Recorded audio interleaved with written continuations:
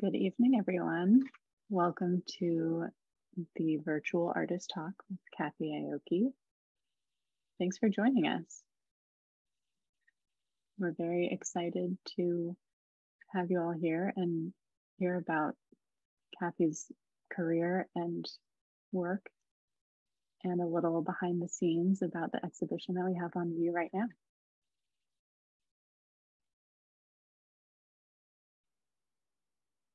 All right, it looks like we have a good number of attendees tonight. Thanks for joining us.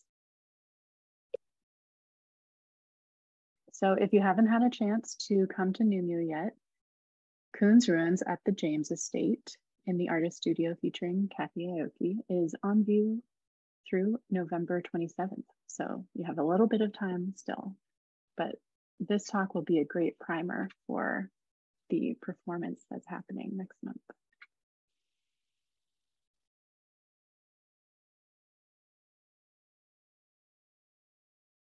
Before we begin tonight's presentation, we want to start with a land acknowledgement. We acknowledge that New Museum Los Gatos sits on the ancestral land of the Ohlone and Tamian Ohlone and the Mwekma Ohlone people who have stewarded this land throughout generations. We recognize their connection to this region and give thanks for the opportunity to live, work, and learn on their traditional homeland. We pay respect to their elders and to all Ohlone people past and present. Thank you. So if you are planning to come to the museum in person to see this show, just remember museum hours are Thursdays 3 p.m. to 8 p.m. and Friday through Sunday 10 a.m. to 4 p.m. Find us at the Civic Center.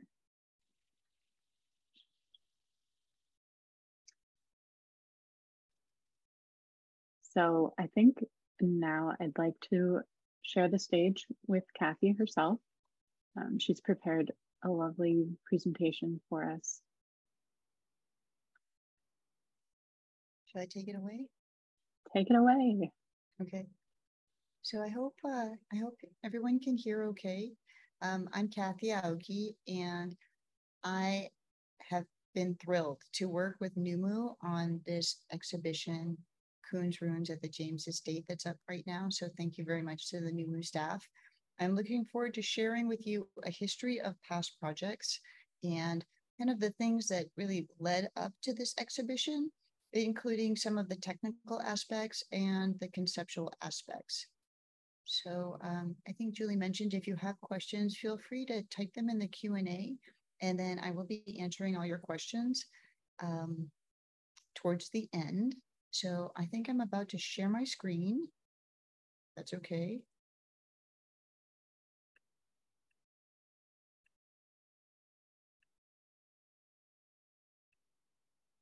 Okay, can you all see the hand turkey?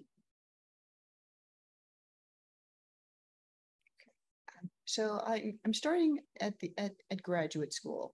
So my graduate degree is in printmaking, and my undergraduate degree was actually in French, but I did take a lot of printmaking courses while I was doing my undergraduate work. And the French has pretty much led to some titles of pieces and very helpful for crossword puzzles. And then I continue to practice French on a language app, but actually it's the printmaking part of my undergraduate that carried through. And so this is one of the first pieces I made in graduate school. It's a linoleum cut that's actually poorly registered because the black and red are supposed to line up perfectly. But this piece is called Look Ma, I'm in Graduate School. And so there's been a history of humor in my work. My graduate thesis show was called Men Housekeeping. And so this is a linoleum cut with some funny text. It looks like an ad or a magazine for men to keep house. And this was an example of gender role reversal. So I had these men using dusters and vacuums and all kinds of things. And the reason why it's funny is because it's still unusual to see this kind of role. So I took my kind of style decisions from old magazines This is another piece I made shortly after graduate school. It's a linoleum cut. When I say linoleum cut, that's a kind of printmaking where you carve into a block and you leave an image behind, and then you roll ink on the top of that image and print it. So this piece is a combination of linoleum cut and intaglio printing. And the linoleum cut is the surface one where you carve and you just leave the surface behind and you roll ink on it. And that's how I printed the text. And then there's a dot pattern in the background. But the main image is like scratched into a plastic board that I rubbed ink into and also printed, and then I hand colored. So this was a series of women with tools as a phallic metaphor. So again, I like switched up the role, like I role reversed in these pieces using an aesthetic of like kind of like Life magazine from the 40s or Rosie the Riveter look.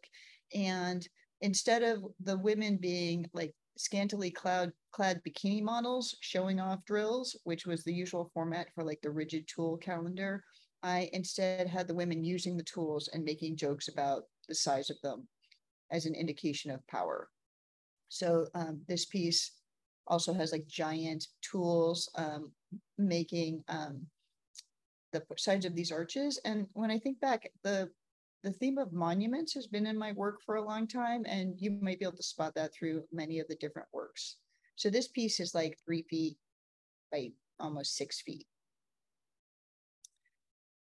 After the Women with Tools series, I did some work on women as superheroes based on their job skills, like in this kind of like anime style. And this series was in response to the TV show, the Powerpuff Girls, which initially seemed like a very cool idea. Like there are these like tough girls that, you know, save the city of Townsville over and over again. But on closer inspection, they have a male scientist character who basically invented them through an accident. And he takes care of them and tucks them in at night and stuff. So it's not like they earned their skills, and they still have this male figure like taking care of them. So it seemed like not as great of an example. So I wanted my women superheroes to actually be like good at their jobs. So this is like a piece called The Lawyer. And I also had like women who operated like hydraulic excavators and used like other equipment, and just like they're just good at their jobs, and that's why they're super.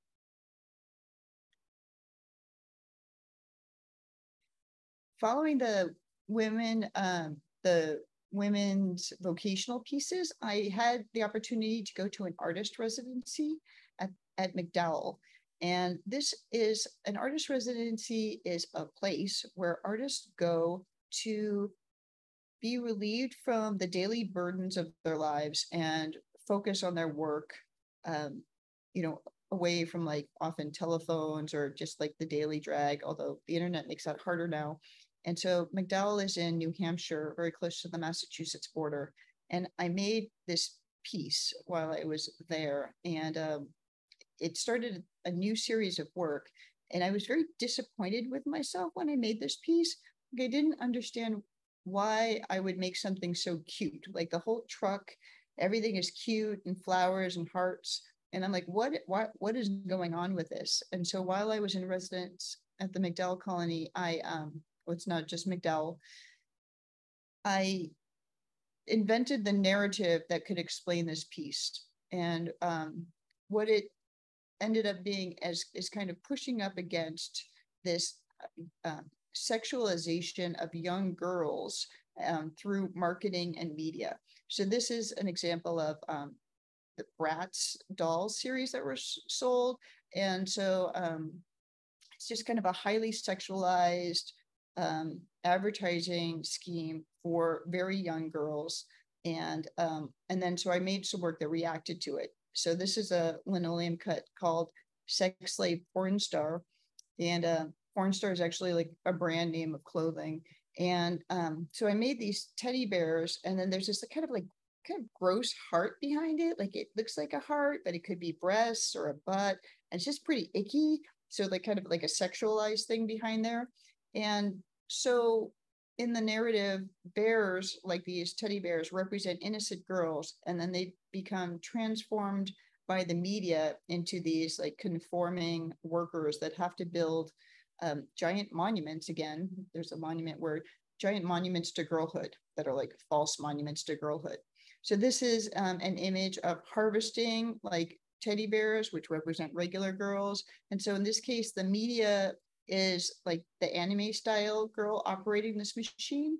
And then the bears get processed, and then they all have to work building these like, you know, giant open-toed sandals or giant like lip glosses.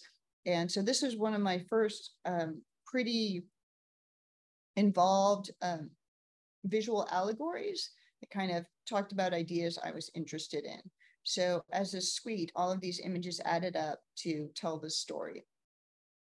The pieces I'm showing you now, these are also printmaking pieces. So this is a multiple plate linoleum cut.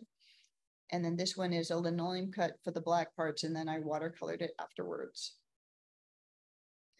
And this piece is called Pony Dip. So I was trying to explain why girls are supposed to really like ponies, which is still like something I don't understand.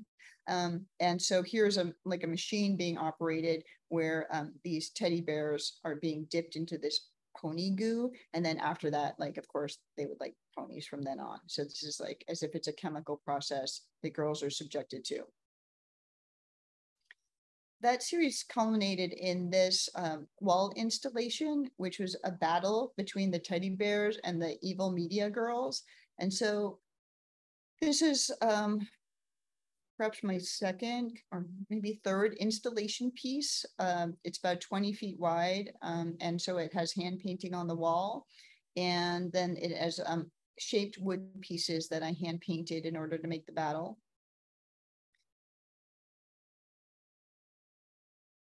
And so this is a close-up of the media girls, you know, attacking, and they ride pretty ponies. And then the bears fight back with like makeup remover, archery setups, and that kind of thing. So it's you know, it completed the whole arc of the narrative. And then I was ready to go on to something else. And right at that time, I had an artist residency in Paris, connected to my graduate school. And when I was in Paris, one of my favorite museums there is the Musée des Arts et Métiers, which is kind of like it's like a technology museum. And so it has things like the scale model of the inside of the Statue of Liberty and the original like first measurements of like a gram, and you know, a remaking of instruments that Lavoisier used, or maybe actually the actual instruments that Lavoisier used in, you know, chemical experiments. So I love this museum, and I turned around and started making work that kind of responded to these technical illustrations that I'd seen. This is the cover of Diderot's Encyclopédie, right? Encyclopedia, which was supposed to be of like, you know, all knowledge and science and everything. And so I made some illustrations that look like they could have come from this book. So this is one of the first ones I made. You know, it's supposed to show technical instruments that make your eyelashes curly. And some of these things are like real, and then some stuff I just like completely made up in this. And this is just like an ink drawing with watercolor on it. And as I continue with the style, it was pretty fun to make. So this one is about lower back tattooing. And so again, it's a combination of things that are real and also not real in order to kind of poke fun at beauty trends of today. This one is a piercing technical illustration. And the titles of these are in French, which is like one of the uses of my French degree as an undergraduate. And this is an example of a pretty pony being turned into a handbag.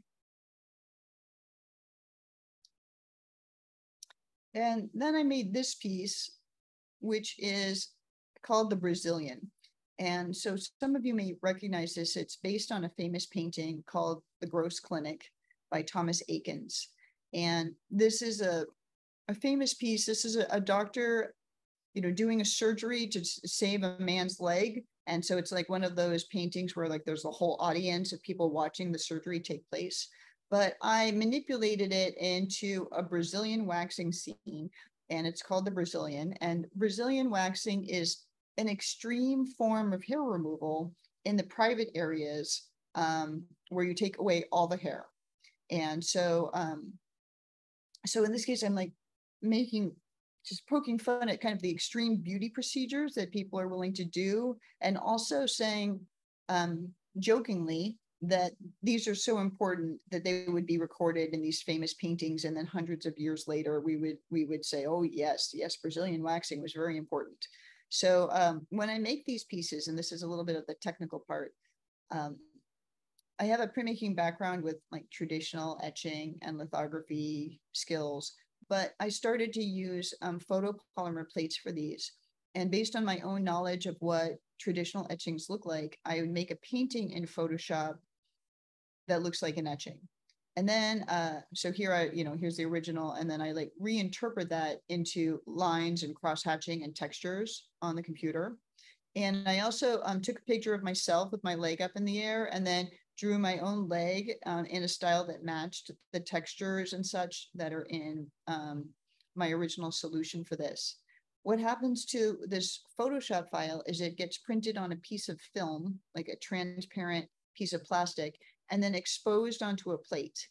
And the final print is hand printed and has a much different quality to it than an inkjet print. So this is like a little proof that I made from it. And you can see like the texture of the printmaking paper in this picture. And also you can see like, I wasn't perfectly neat with the edges. So there's like kind of little ridges, black ink at the extremities. The plate has really pushed into the piece of paper.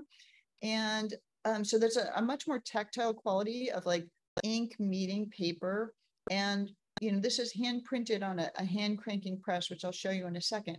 But it was important to me to make these pieces using this technique because it gave them authenticity of history. And that was my whole shtick. I'm like making kind of like fake museum pieces, I suddenly realized. And I wanted these pieces to feel authentic. And one reason why etchings feel authentic is the technology is very old to make it. It's like the same technology from the 1500s to like wipe a plate and then like run it through a printing press. And also just because it's a physical process, that time has passed. And somehow I don't get that feeling from just an inkjet print. So I like the idea of like this investment of energy and pressure, time passing, and then there's, more of an air of authenticity to the end product. This is what my printmaking plates look like these days. They're photopolymer, so it's a photosensitive plastic coating on a steel plate, and then that gets exposed. Then I take the plate and I roll printmaking ink on it just to distribute it, and then I buff it by hand throughout the plate. So what you're doing is you're forcing ink into the rough parts of the plate and then like wiping clean the other areas. So the plate gets cleaner and cleaner in the areas that should be white. And then I print this on an etching press by laying down a damp sheet of paper and then covering it with these felt blankets, and then you crank it through. And the pressure on these presses is perhaps 3 tons of pressure. So it's much more pressure than you would get like driving over something with your car. So as I mentioned earlier, that I had just realized I'm making fake museum work. And so I gave my fake museum a name, which is the Museum of Historical Makeovers. And so this is 2009. And so I made this fake logo for my fake museum, which is, has makeup in it combined with history. And I presented a show at Swarm Gallery in Oakland that looked like a museum installation. So that was my first time making a fake museum show. And so if you've been to the Koons Ruin show at Numo, then you can see how where that comes from. So here's the pictures of the wall, like the Brazilian hair removal scene. And then I have another scene that's a bleaching scene based on a Rembrandt. And so these have like brass plaques on them that say things like the Brazilian in like a serif font. Like it looks very serious, but then the subject matter it's just ridiculous. And I have didactic labels. This is, again, 2009. So you can see the technical illustrations there. And then I also did some work that included Gwen Stefani. So I had like 3 different, very different styles of work that I said were done by other artists. And I explained in like didactic labels, the historical context, which I like made up, or it's a conflation of truth and fiction. So about Gwen Stefani. Gwen Stefani is a pop singer and formerly of the band No Doubt, and then went on to have her own career. And she also was a judge on The Voice. And so I made some artwork about Gwen Stefani, and that sounds ridiculous. Like, why would you do that? But I had learned that she had these Japanese and Japanese American backup dancers that she treated as kind of figments of her imagination, like officially through her websites and things like that. And so they were named Love Angel Music Baby, and she didn't refer to them in their actual names, but just kind of kept treating them as these token characters. And so that seemed like not a great idea, Gwen, to treat these Japanese people as characters that way. So I just became fascinated in kind of studying that and thinking about what kind of power and importance a pop singer has. And so I invented a future for her where she ruled the world. She ruled the pop empire during the period known as the Tragic Kingdom, which is related to one of the past albums of No Doubt. And this was like probably the most robust invented narrative I'd come up with. So I made like a whole story about how Gwen Stefani's mortuary temple was found like buried underwater in LA, because of global warming. LA was underwater. And so it was discovered that, her sarcophagus was in there. And if you look at this as one of her real album covers, and she has this back-to-back G logo, then I like put that on the columns of this this temple that was found underwater. And I exaggerated the story of some of the things that she uses in her branding and like media outlets. So for example, how did Gwen Stefani die? She's wearing a shirt here and it says, fatal attraction to cuteness. So then I said, like, that's how she passed away. And I made all these artifacts that were found. It's supposedly found in her mortuary temple. So the stone tablet in front tells the story of how like a backup dancer joined her entourage.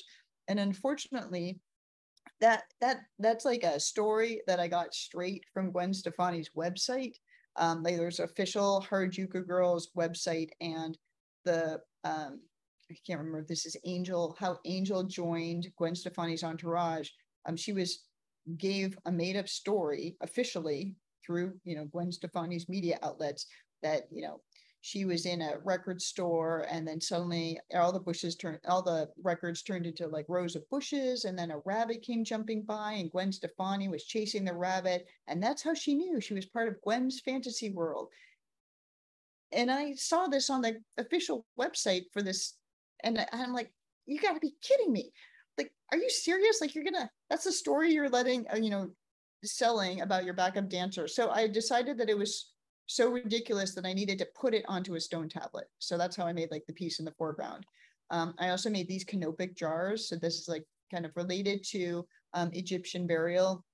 And I explain why Gwen has these Egyptian style belongings and in her mortuary temple. And it's because she was inspired by the Los Angeles installation of the King Tut exhibition. That was a traveling exhibition. And also she was a big fan of the song Walk Like an Egyptian, and so decided to hire craftspeople to help her style a mortuary temple in the traditional Egyptian style.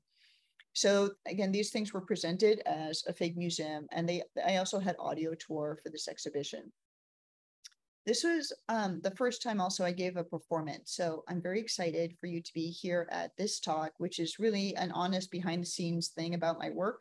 But on October 20th, I'm going to put on a wig and a blazer, and I will give a performance as if I'm the curator of the Museum of Historical Makeovers. And I will talk about the Koons Ruins exhibition from a fictitious academic perspective.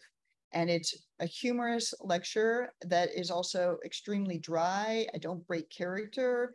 I present it as if I really am an art historian / curator that is fascinated with this time period. So for that first Museum of Historical Makeovers exhibition, I was asked to give an artist talk.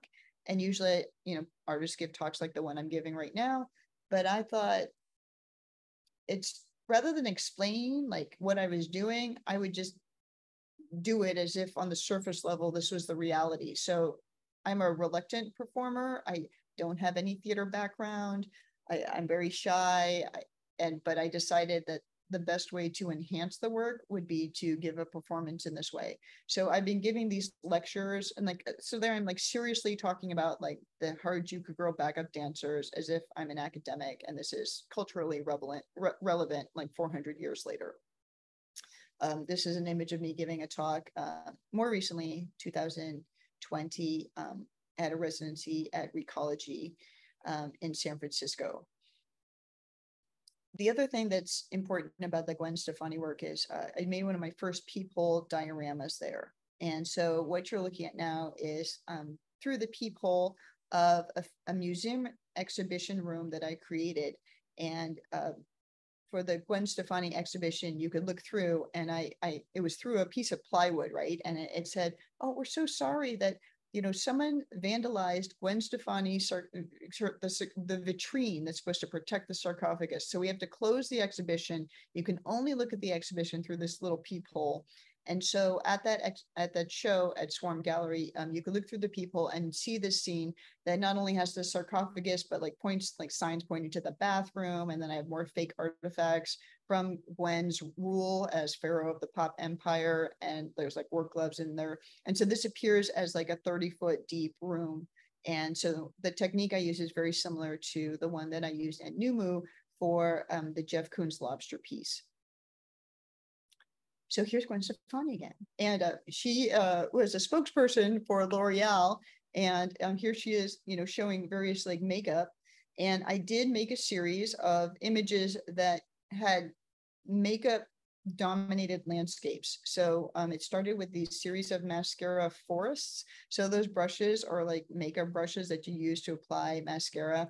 And in a lot of these pieces, there's like a black slick, which is kind of an ominous nod to the dark background about how mascara was developed, and they used to test it on animals and that kind of thing. And so and people went blind using early mascara products. So there's like a dark history to this beauty. So I've made a few landscapes that have makeup in them, and it's kind of like I sneak it in there. The makeup brushes are also kind of on a monumental scale in some of these pieces. And this year, this piece is older, but this past year, I did make a piece for Numu for their director's circle. And so you can see some of this imagery coming together where I have like giant mascara brushes, but they kind of look like pine trees. So if you're not paying attention, you might not notice that, but there's all kinds of like makeup foundation applicators, and then like the big lipstick. And then I often include a bunny into these scenes because they did testing on rabbits with some of these makeup products in the past. Oh my gosh, it's Gwen Stefani again. So Gwen is also wearing this princess dress, and I did make some work about it. I have children, and when they were young, it's still going on. There's this pressure for girls to be like dressed as princesses, and in particular like fairy princesses. So it's kind of a combination of fairy and fairy wings and fairy wand, but also princess underneath. I'm not sure who put that together, but it's quite common. So here's Gwen Stefani dressed like Cinderella. There are rooms, there are like workshops that you can, like boutiques, they call them at Disneyland, where you can have your child have makeup applied, which looks, not painful at all, like have their hair done and put on a dress and really look like a princess when they walk out of there. So you can get this full boutique service. And I kind of find this to be horrifying. And so I did make some work where I imagined a world in which all of this princess stuff is manifested in adult styles as well. So this is a silk screen I made. It's supposed to be an adult coloring book image of kind of a Disney type castle, but it's for adults. So it kind of has like, cleavage and sexy legs and some things going on, and but there's still the mascara brushes and the princess outfits. So I'm imagining a world in which adults dress as princesses as well. So this series was called The Princess Fashion Phenomenon. And so I made a few scenes to document this fashion trend of that I imagined to happen in the future. And so this is an example of a Japanese print, like in the style of hokusai, where I just happened to place my Disney glamour palais castle like in the background on a hill. but then there's like a domestic scene inside of, you know, adult woman dressed as a princess getting her nails done. And in this piece, oh yeah, there's the castle. In this piece, I'm imagining the destruction of one of these castles. So I, just like Disney has a castle in like Tokyo and Paris and Los Angeles, would be the Los Angeles Glamour Palace being washed away by global warming. So you can see there's like a busted Hollywood Hills sign in the background. And it looks like these are small personal effects, like a personal, like the contents of someone's purse is kind of floating in the water. But to me, these are giant oversized sculptures that are like floating out of this crazy adult princess world. And this piece is a linoleum cut, and then I watercolored elements, including the sky. And it's based on the Hokusai piece, The Great Wave. And so much like kind of 1,000 views of Mount Fuji, instead I have like the Glamour Palais Castle in there. So if you are an artist and you haven't done The Great Wave yet, I feel like every artist is entitled to, one, make work about fish, and then two, make some kind of treatment of the Great Wave. You know, I think that we have that option, all of us as artists.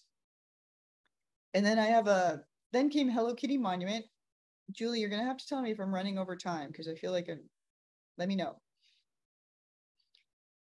This work is from Hello Kitty Monument.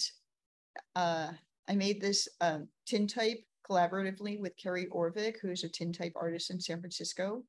And so this is another example of taking something that I don't understand why it's so important, and then super exaggerating the importance of it by, in this case, putting it on a mountain as if it were like Mount Rushmore, like that important. And there's a huge market for Hello Kitty, and it's the market is adults. So even though you might think Hello Kitty and like young children and young girls, the people that buy the most of that stuff are adult women. And there's a lot of products aimed specifically at adults. And there's a lot of adults that get great satisfaction and comfort from purchasing again and again different products from this brand. And so I just don't understand that, other than there must be something missing from our society where people feel like they need to connect with this brand, that it looks naive, childish, has no voice, and they want to connect with this creature. So I find that it's fascinating that it's so popular. So I ratcheted up its importance and put it on like a mountain. And so I took some photos that were, you know, in my mind, more like kind of Ansel Adams type photos. I also made a video of this piece, and this is just like just a kind of an introduction to a video about a protester that that visited Hello Kitty Monument. So I imagine that Hello Kitty Monument was real. People came from all over the world to visit it. There's this one lone protester who thinks, you know, why should we spend so much time thinking about this brand, which is my personal opinion. So I was able to insert my own opinion as a character in this narrative. And then I took the narrative to an extreme. I didn't want people to go out looking for Hello Kitty Monument, because a lot of people would use their vacation time that way. So in my narrative, I destroy it and blame Elon Musk. So when I destroyed Hello Kitty Monument, I said Elon Musk tore it down because there's a certain element, which is called europium, that he needs for making quantum crystals. And that part I didn't make up. Like, you actually can use europium to make quantum data crystals. And but I blamed Elon Musk for it. And then for my exhibition, which felt like a visitor center, when this was at the Berkeley Art Museum, or not Berkeley Art Museum, the Berkeley Art Center, I have fragments that are supposedly rescued from the monument. So if you look at the monument here, you know, Hello Kitty's eyes are these hollow ovals. And so that's what I imagine that this is. This is like the actual hollow of Hello Kitty's left eye. And so I made these sculptures. So this is one of the first times I made really large sculpture, but I wanted you to feel the monumental nature of this. And so I'm hoping this brings up a lot of questions, like, really? Like, Hello Kitty is that important that we make this like ginormous sculpture of her? And so that's why like the scale was really important, and then to have it be a physical object and not just like an idea that kind of came through text. So I made this out of FGR, which is a gypsum plaster and fiberglass and styrofoam, and then they've been hand painted to look like granite. I consulted with an artist that's made like stone interactive things for like Oakland Art Museum and other presentations. So I learned a lot in doing this. Every time I do a show, I like to learn some new skills.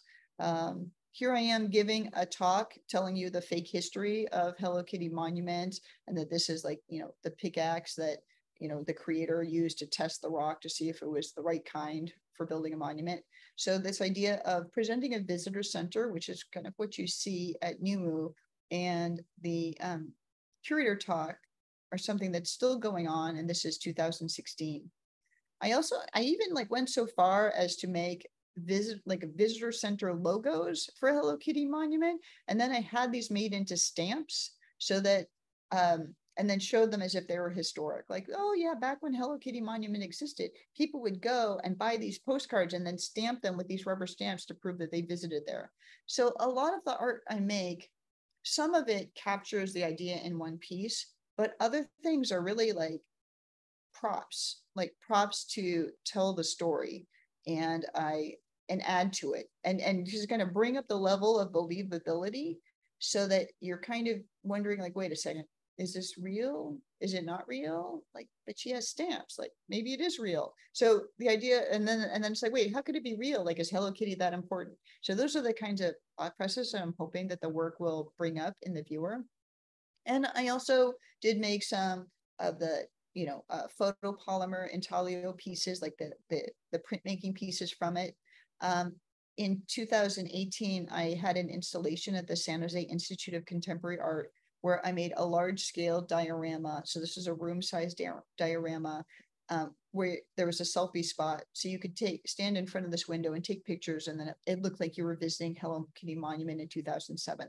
So this was another aspect of kind of having the scene be real, that the scene is so absurd, you know, it should raise a bunch of flags.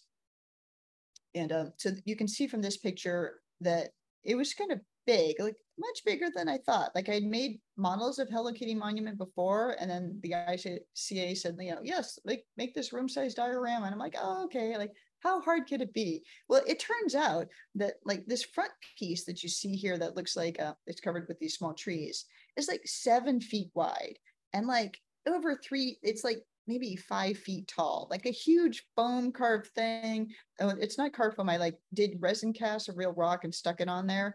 And that thing in the back, Hello Kitty Monument, which you can actually see behind me right now, is I think it's about five feet across. And I had to learn a lot about kind of faking perspective. So the things that were closest to the viewer had a lot more three-dimensional depth to them. And then as you went back in the scene, the things got thinner and thinner. And so the Hello Kitty Monument that you see here, and then also right behind me in my studio, is only like this thick. It's a very low relief thing. And so it has painting on it to make it look more three-dimensional. Okay, I think I'm on to, okay. So getting closer to Kuhn's Ruins. This is an exit, some work that I want to show you that's kind of the downfall of patriarchy. And so I made this mansplaining piece. The idea behind this work is that thanks to the Me Too movement and more women in power in government in the United States, suddenly it's unfashionable to be an active member of the patriarchy anymore and exert your patriarchal power. Similar to Confederate monuments, which were created after the Civil War in order to rewrite the story of the history of what happened in the South. I imagined a world where, in reaction to the Me Too movement and women in power, that a bunch of patriarchal monuments were created in order to try to regain control of the narrative. So this mansplaining piece, and then I have like this vase that says virilitas on it, which is like Latin for virility. And then this kind of large piece that's unfinished says always on top on it. And so I was at a residency at Recology in San Francisco where artists are allowed to take materials from the drop-off place at the dump, like where you clean out your parents' house and you throw all the stuff out of the back of your car. That's where artists could get their materials. So I created these sculptures to look like marble and granite. And I said, oh yeah, I dragged these out of the trash because, as you know, like, you know, it's not cool to be part of the patriarchy anymore. So this was like kind of a large scale diorama that I made. And, you know, a lot of these things are made out of carved foam with various coatings on them. And then it's a combination of real and fake foliage that came out of the waste stream. I also made this piece out of a stone table and imagined that it was a plaque that was found inside an abandoned men's club. And so this says in Latin on it, unending patriarchy. It says patria potestas perpetua. And but as you can see, like, it's all broken and will never be whole. So this is like, again, the end of patriarchy. So I bead blasted the text into this marble that I broke, and then just reimagined it as a plaque. I've also done some work about the downfall of real monuments. So this is a print I made that features King Leo II of Belgium, who was responsible for atrocities in the Congo. And there's, you know, this piece is from 2019, which predates the George Floyd incident. So, but there was still a lot of iconoclasm building up with graffitied monuments and such. And it's difficult to deal with these because if you take them down, like, are you erasing history? But then if you want to recontextualize them in a museum, that costs money. And then if you hand it off for someone else to recontextualize, is it just going to glorify that same monument again? So it's kind of like very difficult for institutions to figure out what to do with these. And so I just decided to, like, kind of like sweeping something under the rug, decided to make some pieces that hid monuments in the bushes. Like, you know, can't deal with that now. La, la, la, la. I'm just going to ignore that for now. So this is King Leo hidden in the bushes. And this was made with a risograph printer, which is a kind of low-tech, it's like an automatic silkscreen machine. So you print one color and then you print another color on top of it. And but I made the image in Photoshop. But what I liked about the risograph prints is that you don't have to have all the shades of green matched together, because this is many different elements I combined. I just needed the lights and darks to work together in order to make this scene. So I enjoyed that process. This is another real monument I've made, where it's the Jefferson Davis statue from Richmond, Virginia, that was torn down following the killing of George Floyd.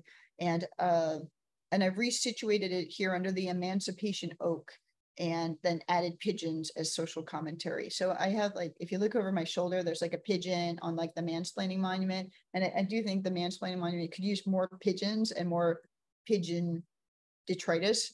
And so I'm still kind of writing the border here of a humorous, awkward ending to these real life monuments. So I'm reimagining like where they should be. And so now onto the Jeff Koons work. The Koons work, Jeff Koons is a highly paid artist, one of the top 5 probably in making money from his work. And he is the creator of the balloon dog pieces that are like shiny metal, like look like an inflatable balloon, but they're shiny chrome with a color tint to them.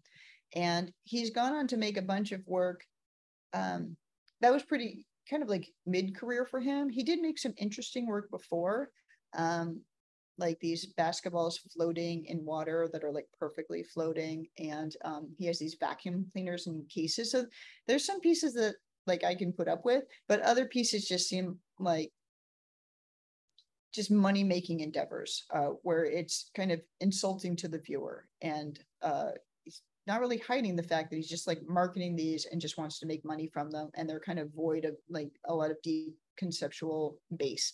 So I made this image in like 2012. It's like a balloon dog, like abandoned in a field with vines growing on it. And this piece was called Koons Ruin. So that's how this series started. This is actually what you're looking at is intaglio print I made from a drawing. But then, so that's 2012. And then 2019, when I was working with this risograph printer, I was in residence in Belgium at Frans Masereel Centrum, which is a printmaking artist residency. I decided to hide the Jeff Koons Lobster Piece in the bushes as well. And so then we get to like 2020, when I was making those,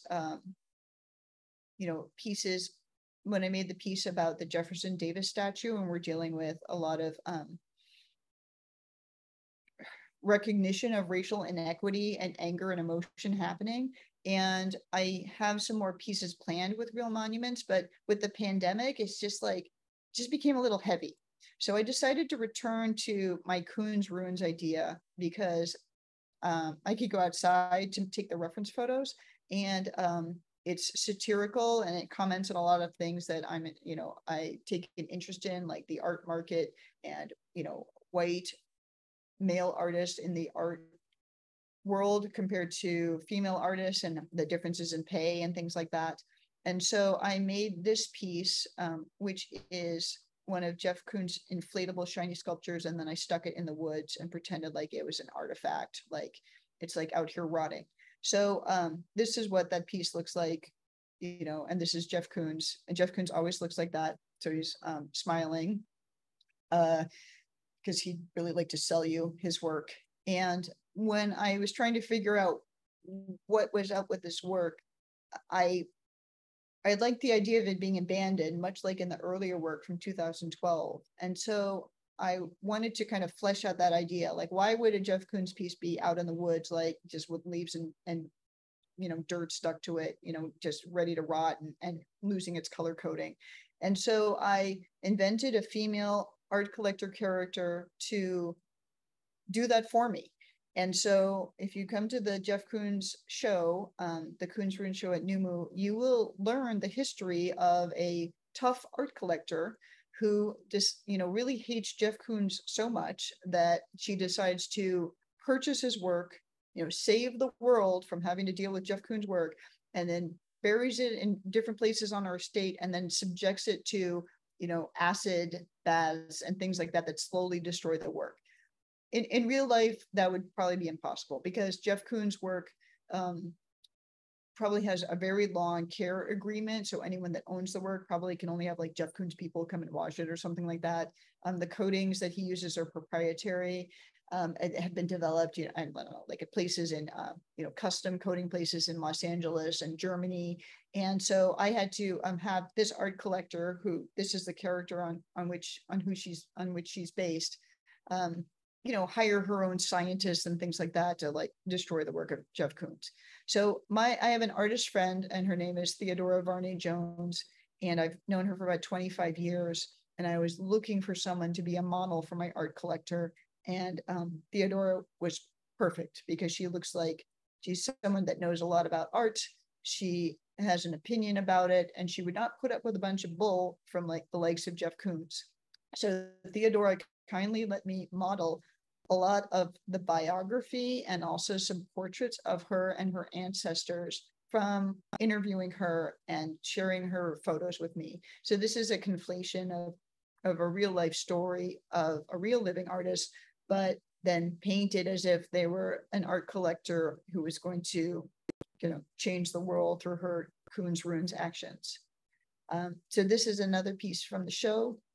It's, in this case, I sold it only digitally, and I actually just printed out the digital painting, which was a new thing for me. I'm usually not comfortable, making a print from a machine and saying like, that's it, I'm done. I didn't do it by hand.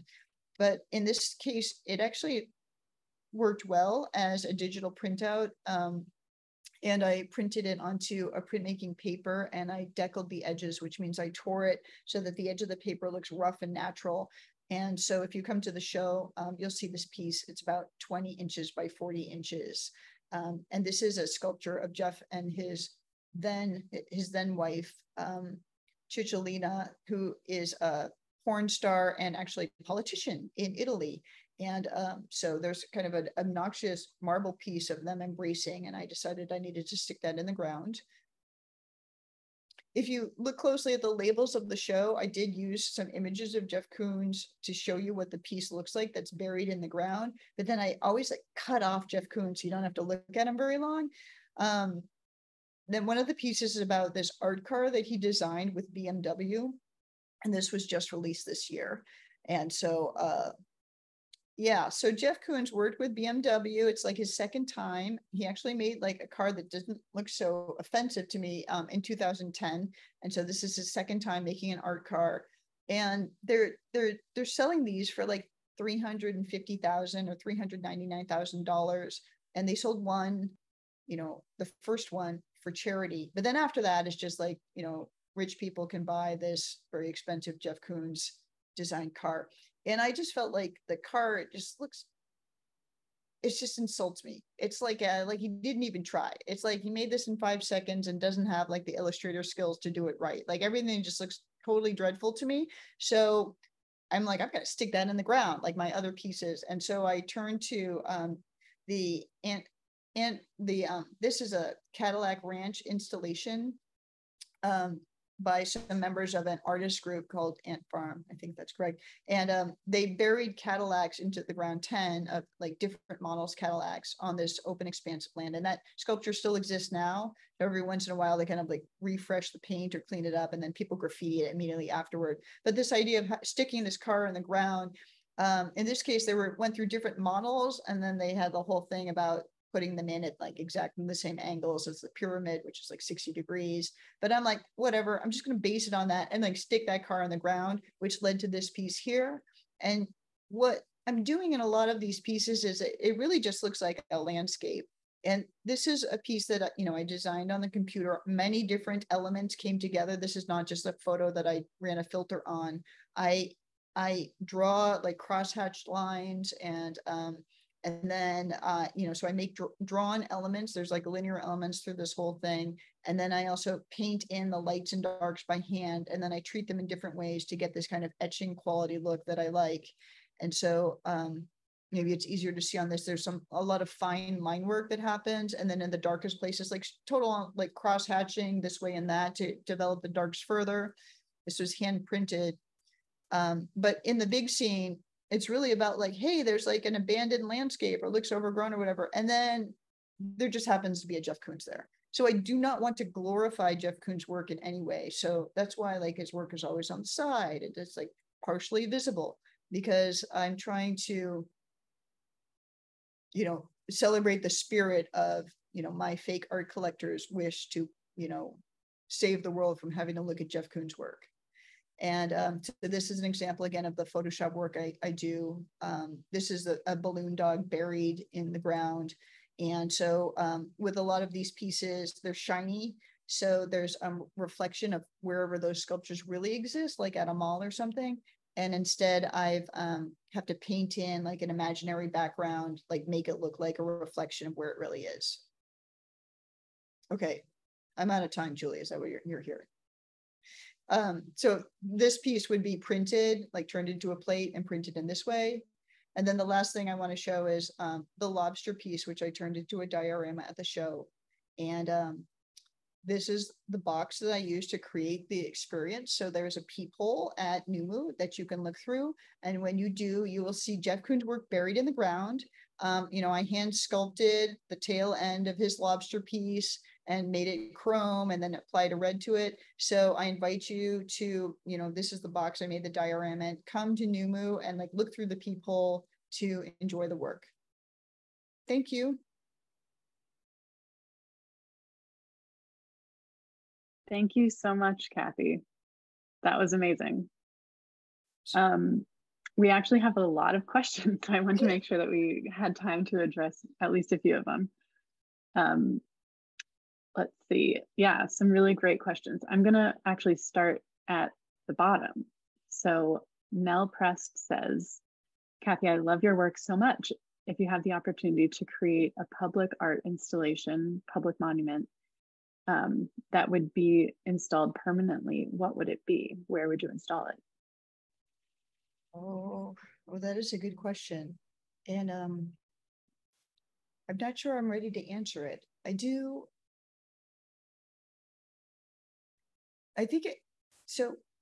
Mel. I do think that kind of like the work by Simone Lee, like the Biennale, like the idea of a positive monument, it sounds very attractive to me. I've like been so sarcastic for a very long time. And so if it's a permanent public monument, I would want to think carefully before like making another like sarcastic piece. Although that's really what I've been doing, is making these satirical pieces. But I have thought about, you know, giant cracked, you know, lipstick cases that are falling apart and those kinds of things. It's really hard to make a good monument, and there's always controversy attached no matter who makes the monument. And so kind of to explore that work further without having to commit to like a real monument, I do have a plan to make a series of like a fake portfolio of sculptures that didn't get made by women artists that I wanted to base on like historical archives of artists that existed, and then why their proposals were turned down. But you would be able to see like the plans for these monuments. So the idea of having kind of like a, you know, a large like kind of like fabric looking bra installation, you know, like in the 70s, and saying like, oh, this proposal was turned down for, so, you know, because the boobs weren't big enough or whatever. And so in a way, talk about things that might cause controversy or show like the male domination of the field and why these monuments don't get made. So I'm going to skate out of that question. No, I don't have a good answer for you, but thank you. I think that's a great place to start thinking about a potential for future project. Anyway, so I'm going to try to combine a couple comments and questions to save time, but also similar themes. So it seems like you really play with reality and humor and different techniques to kind of mesh the two and create an experience for the viewer. So how do you come to that? How do you decide how far is far enough in order to achieve the desired effect? Well, it's usually, I have to stop because I ran out of time. So if I have enough time, I would go further and further and further in making the imagined history that I present. So I want to make pieces that tell like the key elements of the story, but then like as you see at New, I've done like 2 oil paintings of the art collector. Yeah, I didn't have to make 2 oil paintings of the art collector, but I did to like lend that air of, you know, authenticity to the story. So I feel like there's a never-ending opportunity to make props, and a lot of the work is driven by the story and the words, and then I'm like, oh no, now I have to make that. So like the piece will be done in my mind. So for example, there was a Gwen Stefani piece that was like a chia pet, and that was, you know, supposed to be like in her mortuary temple. And then I'm like, oh, the chia pet will be like used by this, you know, curator who's going to like take it out of like cold storage and, you know, kind of like illegally for a museum director, use this artifact on her desk to like actually grow herbs. It was just like so wrong, right? You can't do that in the art world. And so then I was going to say it was discovered during like this inventory of the work. And that's how all the Gwen Stefani stuff was discovered. And I'm like, this is great. It's perfect. And then like I hadn't actually made the piece yet. And so even though the whole story was done, I had the label written in my mind. I could hear like the audio tour. And so I usually just run out of time to make the physical objects. So when I give the performance on October 20th, I do show a lot of images that I'm able to like kind of slap together very quickly in Photoshop, or just show you a single picture and tell you like, oh yeah, this is what's happening in this picture. And it frees me up from having to make the physical elements, which is like the slowest part of the work. I hope that answered the question. I think so. And then last question. So did Koons copyright the dog and have any people from the Koons camp contacted you over usage and artistic license? Yes. So the work is all copyrighted, and but I don't feel uncomfortable about using the work in this way because I'm providing social commentary on his work and his contributions to the art market and how the art market works. And so in that way, in order to provide social commentary on his work in particular, I'm using images of his work. So I feel like I don't think I can get sued over that. I feel pretty comfortable. I did tweet about it, and then I like, you know, put his like handle in there, like as official, but like the tweet is so unpopular. I don't think anyone has like liked the tweet. So he probably just like didn't even look at it, although probably he has like 10 interns like always looking for Jeff Koons like in the news. But because I'm such like low, just like, you know, the lowest level of the media, I don't think he's concerned. So I haven't been contacted, but we might try again before the show is over to reach out to him. I don't think he would take really kindly to it. I did read interviews where he said that the lasting value of his work is one of the most important things to him. And so he probably wouldn't like this. And he has like put out cease and desist orders to places, even like small boutiques in San Francisco, because you can see the balloon dogs for sale like on Amazon and stuff. And those are like unsanctioned, you know, Jeff Koons ripoffs. And he will go to small gift stores and tell them, stop doing that and give us the money. So there's like a big lawyer machine there, but so far, like, seems fine. Wow. Yeah. I guess if we had small reproductions of your work reproducing his work, it would be something else, like to sell in the museum. I still don't think so, because it's still like, it's like in like a political cartoon or something, like, you know, if you wanted to make some fun of something, then you have to like use it in order to comment on it. So but if I just made a balloon dog and then I sold it, or if I sold like, you know, this like little piece of a broken balloon dog and said it was real, then I could get in trouble. But I'm not doing that. All right. Thank you so much, Kathy. I'm going to thank everyone for joining us and staying over a few minutes. Just as a reminder, we are so appreciative of our generous sponsors, the Bordnick Foundation and Wanda Kaunaki, for supporting this exhibition. If you haven't already, please come in person to see the peephole diorama in its full glory, all installed from the right perspective, not Kathy looking into it, as we saw the little photo of. And please sign up to join the event on October 20th. It's going to be really special. And if you have, if you have more questions, like, you can find me on October 20th, but I will be in character. So it'll be difficult for you to get the behind the scenes kind of questions. So you can also find me, you know, I work at Santa Clara University and I have a website. So there are ways for you to find me and ask me those questions as well. So thank you so much for being here. Great. Good night, everyone. Thank you. Take care.